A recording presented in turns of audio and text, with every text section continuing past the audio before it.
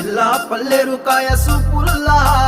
సిక్కి అల్లాడినానే సే పల్లా పసిడి పచ్చాని అరసే తుల్లా ధర పోస్తా ప్రాణాలు తానే అడగాల సీతా